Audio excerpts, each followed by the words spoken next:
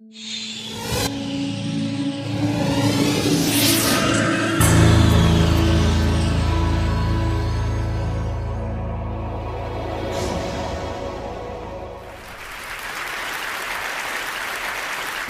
I'd like to spend a few minutes with you folks today imagining what our planet might look like in 1,000 years.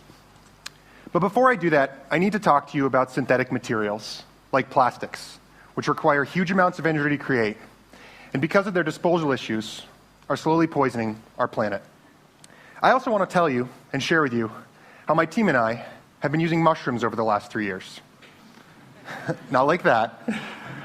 We're using mushrooms to create an entirely new class of materials which perform a lot like plastics during their use, but are made from crop waste and are totally compostable at the end of their lives. But first, I need to talk to you about what I consider one of the most egregious offenders in the disposable plastics category. This is a material you all know as styrofoam, but I like to think of it as toxic white stuff. In a single cubic foot of this material, about what would come around your computer or large television, you have the same energy content of about 1.5 liters of petrol. Yet after just a few weeks of use, you'll throw this material in the trash. And this isn't just found in packaging. $20 billion of this material is produced every year in everything from building materials to surfboards to coffee cups to tabletops. And that's not the only place it's found. The EPA estimates in the United States, by volume, this material occupies 25% of our landfills. Even worse is when it finds its way into our natural environment, on the side of the road or next to a river. If it's not picked up by a human, like me and you, it'll stay there for thousands and thousands of years. Perhaps even worse is when it finds its way into our oceans, like in the Great Plastic Gyre, where these materials are being mechanically broken to smaller and smaller bits, but they're not really going away. They're not biologically compatible. They're basically fouling up Earth's respiratory and circulatory systems. And because these materials are so prolific, because they're found in so many places, there's one other place you'll find this material, styrene, which is made from benzene, a known carcinogen. You'll find it inside of you. So for all these reasons, I think we need better materials. And there are 3 key principles we can use to guide these materials. The first is feedstocks. Today we use a single feedstock, petroleum, to heat our homes, power our cars, and make most of the materials you see around you. We recognize this as a finite resource, and it's simply crazy to do this, to put 1.5 liters of petrol in the trash every time you get a package. Second of all, we should really strive to use far less energy in creating these materials. I say far less because 10% isn't going to cut it. We should be talking about half, quarter, 1/10 the energy content. And lastly, and I think perhaps most importantly, we should be creating materials that fit into what I call nature's recycling system. This recycling system has been in place for the last 1 billion years. I fit into it, you fit into it, and 100 years tops, my body can return to the earth with no pre-processing. Yet that packaging I got in the mail yesterday is going to last for thousands of years, right? This is crazy. But nature provides us with a really good model here. When a tree's done using its leaves, its solar collectors, these amazing molecular photon capturing devices at the end of a season, it doesn't pack them up, take them to the leaf reprocessing center, and have them melted down to form new leaves. It just drops them the shortest distance possible to the forest floor, where they're actually upcycled into next year's topsoil. And this gets us back to the mushrooms. Because in nature, mushrooms are the recycling system. And what we've discovered is that by using a part of the mushroom you've probably never seen, analogous to its root structure, it's called mycelium, we can actually grow materials with many of the same properties of conventional synthetics. Now, mycelium is an amazing material because it's a self-assembling material. It actually takes things we would consider waste, things like seed husks or woody biomass, and can transform them into a chitinous polymer, which you can form into almost any shape. In our process, we basically use it as a glue. And by using mycelium as a glue, you can mold things just like you do in the plastic industry. And you can create materials with many different properties. Materials that are insulating, fire-resistant, moisture-resistant, vapor-resistant, materials that can absorb impacts, that can absorb acoustical impacts. But these materials are grown from agricultural byproducts, not made out of petroleum. And because they're made of natural materials, they're 100% compostable in your own backyard. So I'd like to share with you the 4 basic steps required to make these materials. The first is selecting a feedstock, preferably something that's regional, that's in your area, right? Local manufacturing. The next is actually taking this feedstock and putting in a tool, physically filling an enclosure, a mold, in whatever shape you want to get. Then you actually grow the mycelium through these particles, and that's where the magic happens, because the organism is doing the work in this process, not the equipment. The final step is, of course, the product, whether it's a packaging material, a tabletop, or a building block.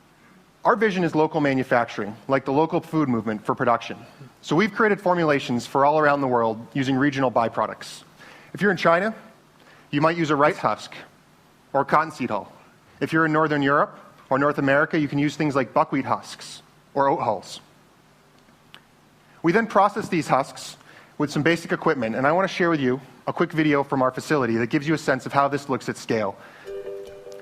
So what you're seeing here is actually cotton hulls from Texas in this case. It's a waste product. And what they're doing in our equipment is going through a continuous system which cleans, cooks, cools, and pasteurizes these materials while also continuously inoculating them with our mycelium. This gives us a continuous stream of material that we can put into almost any shape, though today we're making corner blocks. And it's when this lid goes on the part that the magic really starts. Because the manufacturing process is our organism. It'll actually begin to digest these ag wastes, and over the next 5 days, assemble them into biocomposites. Our entire facility is comprised of thousands and thousands and thousands of these tools, sitting indoors in the dark, quietly self-assembling materials, and everything from building materials to, in this case, a packaging corner block. So I've said a number of times that we grow materials, and it's kind of hard to picture how that happens. So my team has taken 5 days worth of growth, a typical growth cycle for us, and condensed it into a 15-second time lapse. And I want you to really watch closely these little white dots on the screen. Because over the 5-day period, what they do is extend out and through this material, using the energy that's contained in these seed husks to build this chitinous polymer matrix. This matrix self-assembles, growing through and around the particles, making millions and millions of tiny fibers. And what parts of the seed husk we don't digest actually become part of the final physical composite. So in front of your eyes, this part just self-assembled. It actually takes a little longer. It takes 5 days, but it's much faster than conventional farming. The last step, of course, is application. In this case, we've grown a corner block. A major Fortune 500 furniture maker uses these corner blocks to protect their tables and shipment. They used to use a plastic packaging buffer, but we were able to give them the exact same physical performance with our grown material. Best of all, when it gets to the customer, it's not trash, right? They can actually put this in their natural ecosystem without any processing, and it's going to improve the local soil. So why mycelium? Well, the first reason is local open feedstocks. You want to be able to do this anywhere in the world and not worry about peak rice hull or peak cottonseed hulls, because you have multiple choices. The next is self-assembly. Because the organism is actually doing most of the work in this process, you don't need a lot of equipment to set up a production facility. So you can have lots of small facilities spread all across the world. Biological yield is really important. And because 100% of what we put in the tool becomes the final product, even the parts that aren't digested become part of the structure, we're getting incredible yield rates. Natural polymers, well, I think that's what's most important. Because these polymers have been tried and tested in our ecosystem for the last billion years. And everything from mushrooms to crustaceans. They're not going to clog up Earth's ecosystems. They work great. And while today we can practically guarantee that yesterday's packaging is going to be here in 10,000 years, what I want to guarantee is that in 10,000 years, our descendants, our children's children, will be living happily and in harmony with a healthy Earth. And I think that can be some really good news. Thank you.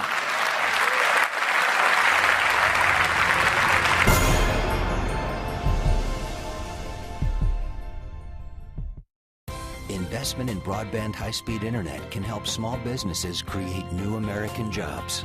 Small businesses are being formed, dreams are being launched. And at AT&T, we're investing billions to upgrade and build out our wired and wireless networks. Now is not the time to stall momentum or stifle innovation or investment. Jobs, dreams, and the future are at stake. AT&T, your world delivered.